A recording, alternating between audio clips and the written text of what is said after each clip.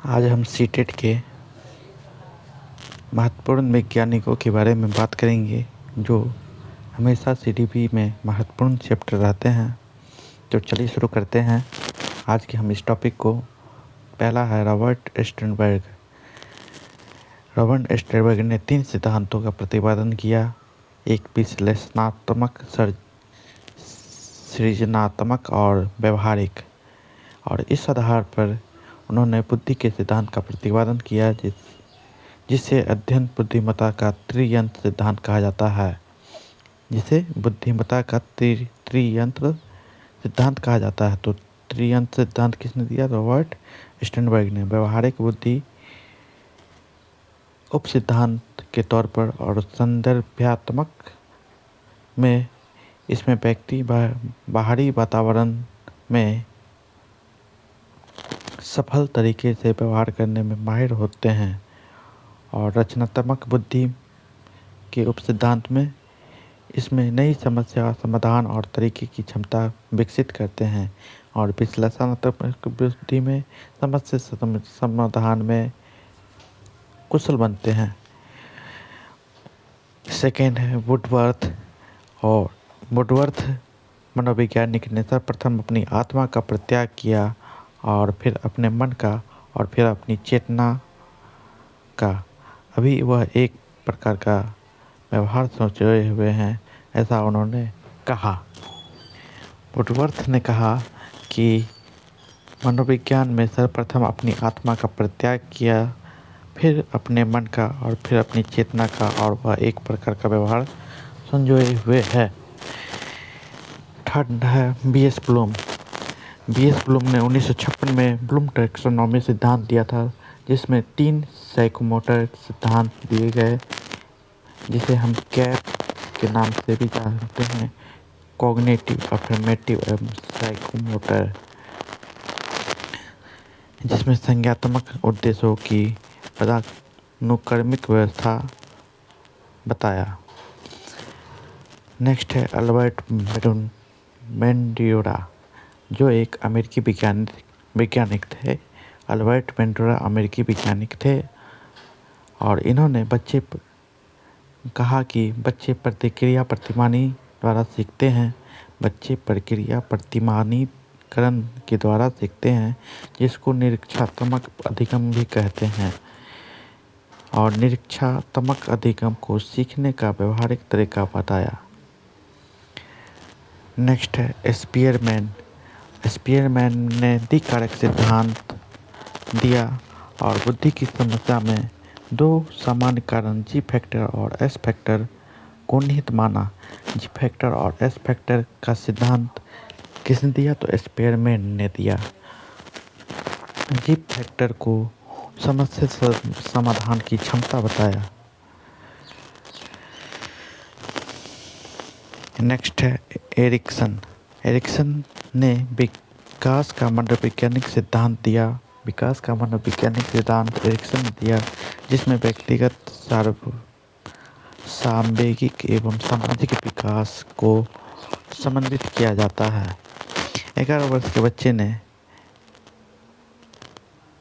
कक्षा में 130 अंक प्राप्त किए। समान समापक वक्र U बराबर 100 तथा अल्फा बराबर 15 है। तो 11 वर्षीय बच्चे के स्टैनफोर्ड बिजनेस बुद्धि मापी के अनुसार क्या होगा? तो इसका हो जाएगा आंसर 2। और इस स्केल पर जेड का सूचकांक 2 है, तो प्रतिशत में लगभग 97.7% हो जाएगा। नेक्स्ट है प्रगतिशील कक्षा में आकलन गतिशील होता है। पियाजे के अनुसार केवल शारीरिक एवं जैविक क्षमता पर यह निर्भर होता है। प्रगतिशील कक्षा केवल शारीरिक और जैविक क्षमता पर निर्भर होता है। बायोटिकी ने सामाजिक कारणों पर निर्भर बताया।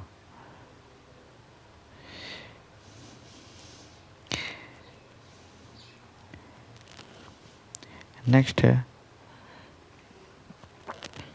जीन पियाजे एवं बायोत्स्की के बीच मतभेद में पियाजे संज्ञानात्मक विकास केवल शारीरिक एवं जैविक क्षमता पर निर्भर करता है यह बताया, और वायत्स्की का कहना था कि संज्ञानात्मक विकास सामाजिक कारकों पर निर्भर है। हॉलैंड के अनुसार बालक को विकास आनुवांशिकता एवं वातावरण का गुणनफल है। आवश्यकता का पदानुक्रम सिद्धांत मैस्लो द्वारा प्रतिपादित किया गया था। आवश्यकता का पदानुक्रम सिद्धांत मैस्लो द्वारा प्रतिपादित किया गया था। पावलोव ने सीखने का अनुबंधन प्रतिक्रिया सिद्धांत दिया था। पावलोव ने सीखने का अनुबंधन प्रतिक्रिया सिद्धांत दिया था। फ्रायड के अनुसार इदम, अहम और प्राहम व्यक्ति के 3 घटक हैं, जिसमें इदम को अधिक महत्व दिया जाता है।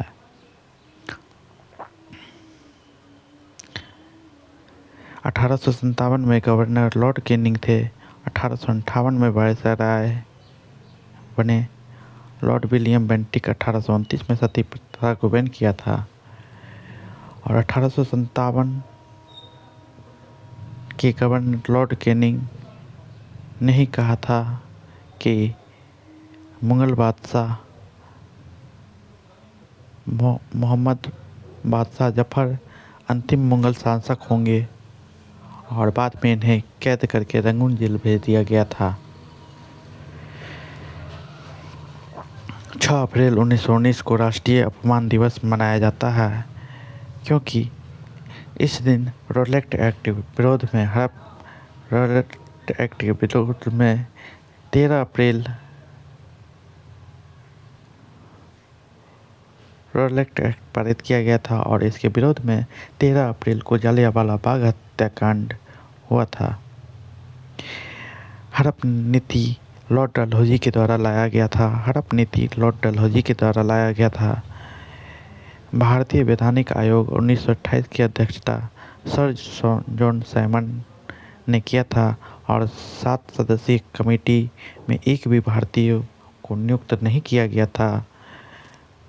जो यह साइमन कमेटी था वह 1927 में आया था। नेक्स्ट है चॉम्स्की के अनुसार। चॉम्स्की ने कहा है कि बच्चे भाषा सीखने की क्षमता के साथ पैदा होते हैं। बच्चे भाषा सीखने की क्षमता के साथ पैदा होते हैं। इन्होंने कहा है कि बच्चों में सहजात भाषिक क्षमता होती है एवं बच्चों में भाषा का विकास ठीक उसी प्रकार होता है। इन्होंने कहा है कि बच्चों में सहजात भाषिक क्षमता होती है एवं बच्चों में भाषा का विकास ठीक उसी प्रकार होता है कि जैसे कि एक जैविकीय कार्यों का विकास। सार्वभौमिक व्याकरण मानव के मस्तिष्क में मानसिक व्याकरण है जो मानव को भाषा अर्जित करने की सहायता करता है।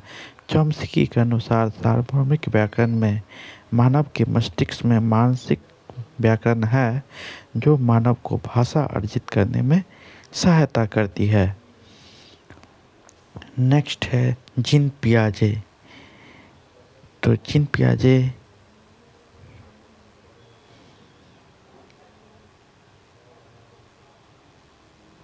ने संज्ञानात्मक विकास का सिद्धांत दिया था।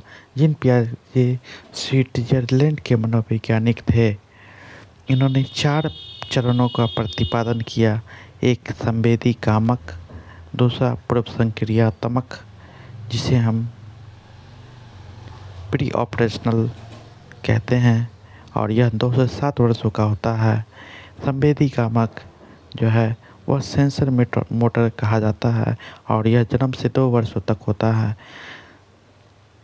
पहला हुआ संवेदी कामक सेंसर मोटर जो जन्म से 2 वर्ष होती है, और इसमें किशोरावस्था, इसमें आँख, नाक, जीभ इंद्रियों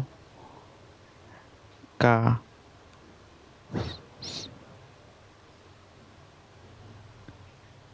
से कार्य किए जाते हैं। नेक्स्ट है पूर्व संक्रियात्मक प्री ऑपरेशनल जो 2 से 7 वर्षों तक होता है। इसमें संरक्षण कौशल का भी अभाव होता है। नेक्स्ट है मूर्त संक्रियात्मक, जिसे हम कॉन्केवेट ऑपरेशनल कहते हैं, जो 7 से 11 वर्षों तक होता है। नेक्स्ट है अमूर्त संक्रियात्मक, जो 11 वर्षों से अधिक उम्र पर होता है। यह फॉर्मल ऑपरेशनल कहलाता है। बच्चे के विकास को प्रभावित करने वाले कारक में उन्होंने परिपक्वता में मैच्योरेशन, क्रियाशीलता एक्टिविटी, सामाजिक अनुभव सोशल एक्सपीरियंस, संतुलन इक्विलिब्रेशन को महत्वपूर्ण माना है। बच्चे के विकास को प्रभावित करने वाले कारक परिपक्वता, क्रियाशीलता, सामाजिक अनुभव एवं संतुलन को महत्वपूर्ण माना है। पियाजे के संज्ञानात्मक विकास के सिद्धांत की सीमा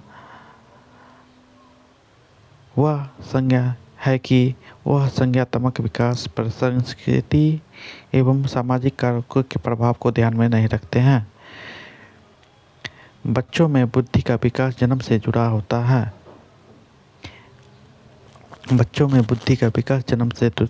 है। पियाजे के अनुसार आत्म केंद्रीयता दूसरों के अनुभवों एवं सांस्कृतिक दृष्टिकोण को अपनी दृष्टि से देखने की प्रवृत्ति होती है। पियाजे के अनुसार आत्म केंद्रीयता दूसरों के अनुभवों व सांस्कृतिक दृष्टिकोणों को अपनी दृष्टि से देखने की प्रवृत्ति होती है। यह दूसरी अवस्था में होती है। पियाजे के अनुसार बच्चों की सोच वयस्कों से गुणात्मक रूप से भिन्न होती है। बच्चों में केंद्रीय अन्वेषण द्वारा सीखने की शक्ति होती है एवं आसपास के वातावरण से अंतःक्रिया की समझ विकसित करते हैं।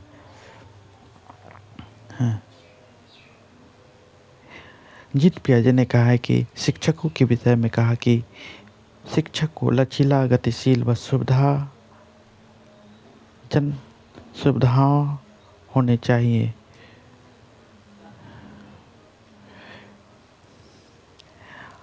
जीन पियाजे ने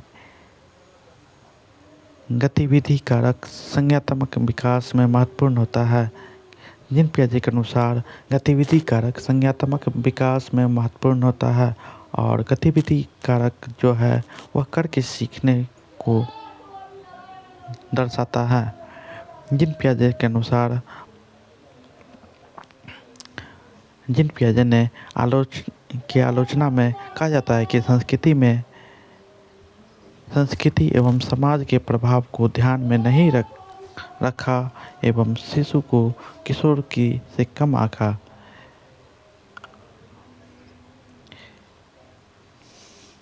जीन पियाजे के संबंध में और हैं कि जीन पियाजे के अनुसार ज्ञान पर्यावरण से निष्क्रिय रूप से पारित होने के बजाय बच्चे द्वारा निर्मित किया जाता है। पियाजे के संज्ञानात्मक विकास के सिद्धांत में आत्मकरण, समायोजन एवं संतुलीकरण जैसे तरीकों से बच्चे नए अनुभवों को पहले से मौजूद संज्ञानात्मक संरचना स्कीमा में एकीकृत करते हैं। संतुलीकरण में बच्चे या तो नए स्कीमों का निर्माण करते हैं या स्कीमों में बदलाव करते हैं। संतुलीकरण में बच्चे या तो नए स्कीमा का निर्माण करते हैं या उस स्कीमा में बदलाव करते हैं। संतुलीकरण का इंग्लिश अर्थ हो जाता है एडॉप्टेशन। मूर्त संक्रियात्मक अवस्था कॉन्क्रीट ऑपरेशनल स्टेज में बच्चे तर्कपूर्ण ढंग से सोच पाते हैं एवं उन्हें परिकल्पित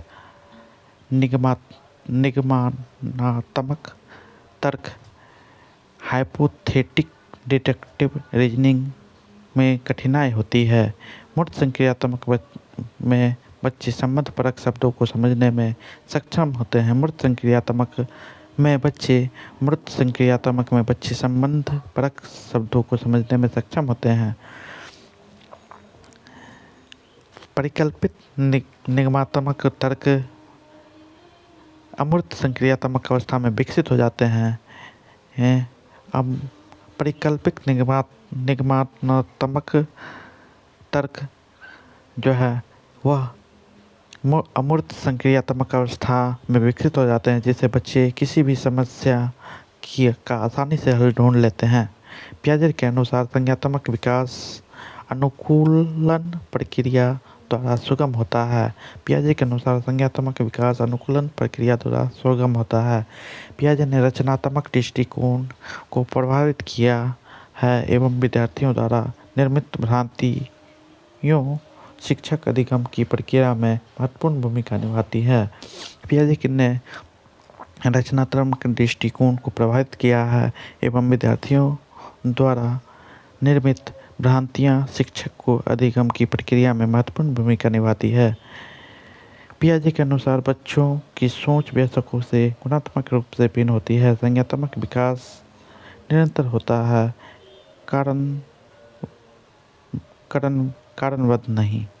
चरणबद्ध नहीं। पियाजे के अनुसार संज्ञानात्मक विकास अनुकूलन प्रक्रिया द्वारा सुगम होता है। इन्होंने 4 प्रकार की अवस्थाएं बताई हैं। संवेदी कामक, जो जन्म से 2 वर्ष तक, इसमें इंद्रियां शिक्षक होते हैं, प्रतिवर्त क्रियाएं होती हैं, अंतरंग व्यवहार किया जाता है। पूर्व संक्रियात्मक अवस्था जो 2 से 7 वर्षों तक होता है, इसमें भाषा का विकास, अपरिवर्तनीयता, अकेंद्रवाद और जीववाद होते हैं। नेक्स्ट है मूर्त संक्रियात्मक अवस्था, जिसमें 7 से 11 वर्ष से बताए गए हैं। इसमें तर्क, प्रतिवर्ती, वर्गीकरण, संरक्षण का गुण विकसित होता है। नेक्स्ट है अनौपचारिक या अमूर्त संक्रियात्मक अवस्था, जो 11 वर्षों से अधिक उम्र में होता है और इसमें परिकल्पित निगमात्मक तर्क में सक्षम होते हैं, चिंतन में सक्षम होते हैं, अपसारी या अभिसारी चिंतन में सक्षम होते हैं, सृजनात्मक चिंतन कर पाते हैं। पियाजे के सिद्धांत में जब बच्चा नए अनुभव के लिए मौजूदा स्कीमा में परिवर्तन करता है तो वह समायोजन है। अभिसंज्ञान में व्यक्ति की स्वयं की अनुभूति एवं ज्ञान के प्रति जागरूक है।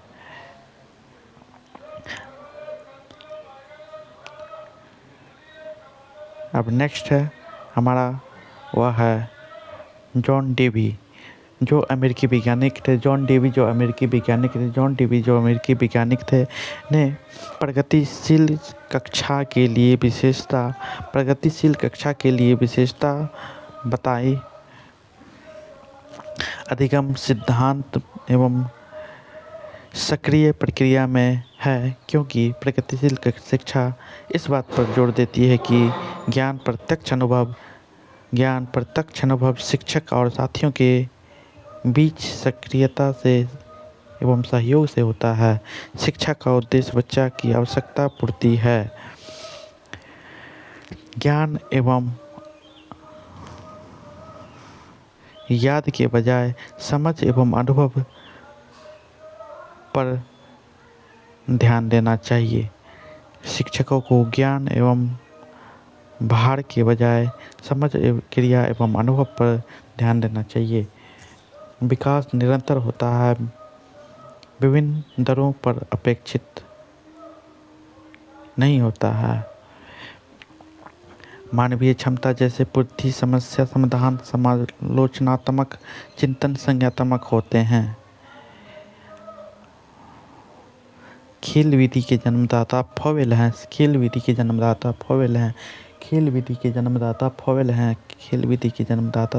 हैं। नेक्स्ट है कोहलबर्ग ने नैतिक विकास सिद्धांत दिया था। मॉरल डेवलपमेंट थ्योरी जो कोहलबर्ग के द्वारा दिया गया था।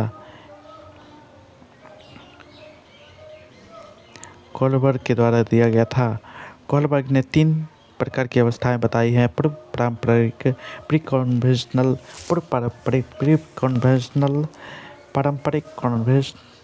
कन्वेंशनल और उत्तर पारंपरिक पोस्ट कन्वेंशनल। कोहलबर्ग के नैतिक विकास सिद्धांत के अनुसार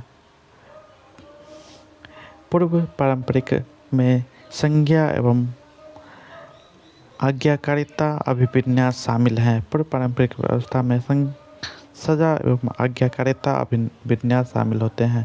पूर्व पारंपरिक व्यवस्था में दंड, आज्ञाकारिता, उन्मुखीकरण, इंस्ट्रूमेंटल पर्पल ओरिएंटेशन शामिल होते हैं। पारंपरिक अवस्था में लड़का लड़की को अच्छा बनना, कानून एवं व्यवस्था के प्रति उन्मुखता इत्यादि शामिल होते हैं। उत्तर पारंपरिक अवस्था में सामाजिक अनुबंध, उन्मुखीकरण एवं समाज के प्रति भावनात्मक लगाव इत्यादि, नैतिकता इत्यादि विकसित होते हैं।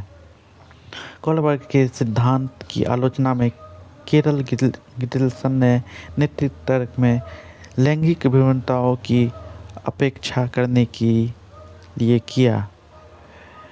कोलबर्ग के सिद्धांत में केरल गिल्सन ने आलोचना किया कि देखभाल हाल की नैतिकता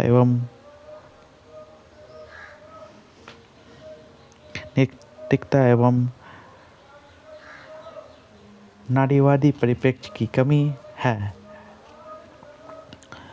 कोलबर्ग के सिद्धांत की आलोचना में लैंगिक विभिन्नताओं की अपेक्षा केरल गिल्सन ने किया। कोलबर्ग के बच्चे की पूर्व परंपरागत अवस्था के पहले चरण सजा एवं आज्ञाकारिता अभिविन्यास के नियमों को निश्चित एवं निरपेक्ष मानते हैं। बच्चा सही गलत को जानने लगता है। पश्च परंपरागत जो कोलबर्ग के नैतिक विकास सिद्धांत की तीसरी अवस्था है, जिसे सैद्धांतिक स्तर भी कहते हैं। इसमें व्यक्ति स्वयं के परिप्रेक्ष्य में समाज के दृष्टिकोण को पूर्णतः ले लेता है। सामाजिक अनुबंध अभिविन्यास सामाजिक दृष्टिकोण के आधार पर नैतिक निर्णयों को परिवर्तित करता है। कोलबर्ग के MDH मॉरल डेवलपमेंट थ्योरी के अनुसार कानून एवं नियमों को समझने लगते हैं।